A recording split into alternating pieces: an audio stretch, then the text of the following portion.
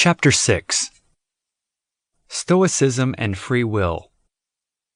The traditional Stoics were compatibilists, having confidence in total determinism and furthermore through and through freedom, and attesting straightforwardly that the two don't conflict.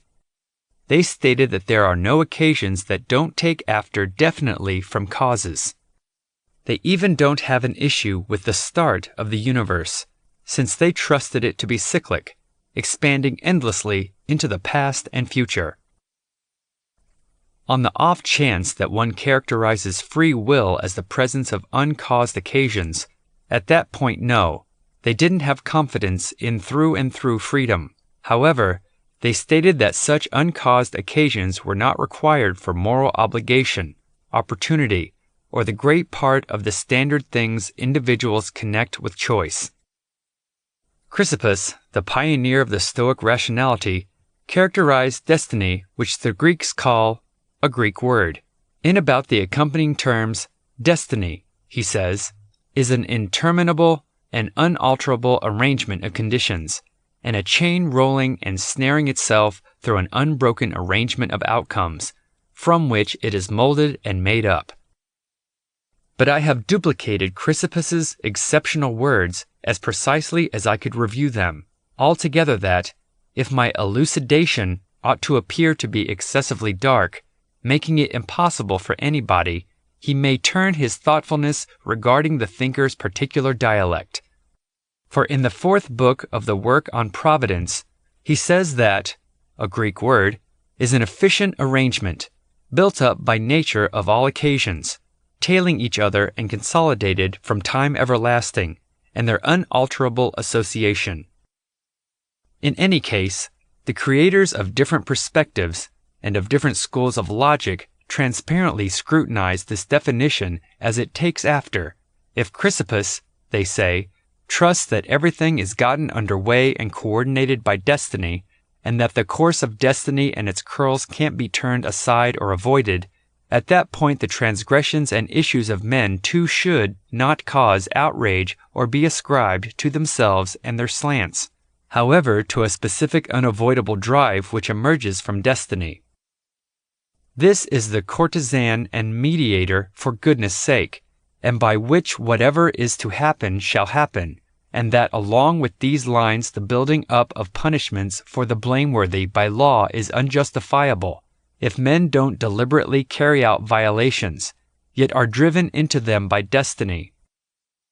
Against these reactions, Chrysippus finally contends the nuance astutely. However, the indication of all that he has composed regarding that matter is about this: in spite of the fact that is a reality, he says, that everything is liable to an unavoidable and major law and are firmly connected to destiny. Yet the unconventional properties of our psyche are liable to destiny just as per their uniqueness and quality. For if in the first place they are molded by nature for well-being and value, they will stay away with little resistance and little trouble all that drive with which destiny debilitates them from without. If by any chance they are unpleasant, oblivious, rough, and with no help from training, through their own perseverity and deliberate drive they dive into persistent blames and sin, despite the fact that the strike of some burden because of destiny be slight or non-existent. Also, this very thing ought to occur along these lines because of that common and unavoidable association of occasions which is called destiny. For it is in the idea of things, as it were, destined and inescapable that shrewd characters ought not to be free from sins and blames.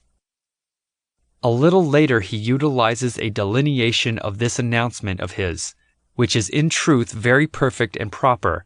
For example, he said, in the event that you roll around an hollow stone over a slanting, soaked bit of ground, you do for sure outfit the start and reason for its quick plummet, yet soon it moves forward, not on account of you making it do as such, but rather in view of its curious frame and regular propensity to roll, just so the request, the law, and the unavoidable nature of destiny gotten under way the different classes of things and the beginnings of causes.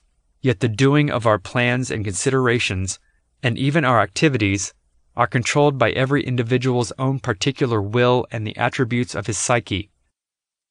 In the setting both of exchanges on combattalism and of what is in our control, the critical piece of Stoic terminology, ep, hemen, typically made an interpretation of as up to us, what is in our energy, is truly better interpretation as inferable from us, an outcome of our character.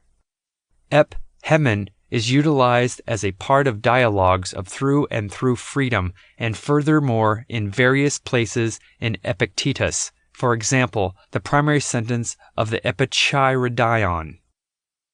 Stoic physics recognized principle from auxiliary causes. If by any chance there is a chain of causation, A causes B causes C causes D at that point, everything is the principal cause for the following in the chain, while everything preceding it is a helper cause. In this way, A will be an auxiliary cause for C, yet just B is the principal cause. In like manner, B is just a helper reason for D, and just C is the standard reason. Cicero, On Fate Book. For A to be the principal cause of B, at that point, an unquestionable requirement comes into coordinated physical contact with B. Keep in mind, the Stoics trusted that lone bodies exist and respect things like personality and so on as physical bodies, much like a current realist sees the cerebrum. The most obvious approach to refresh Stoic science in such manner is say that the explanatory personality is a body covering those parts of the mind in charge of cognizant, logical idea.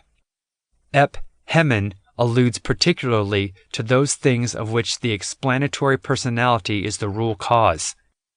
Stoics believed that the main critical thing for destiny or pure determination is that everything is associated with secondary causes, while the main essential thing with the expectation of complementary will is that the psyche is the ruling reason for a few things. Hence, there is no logical inconsistency.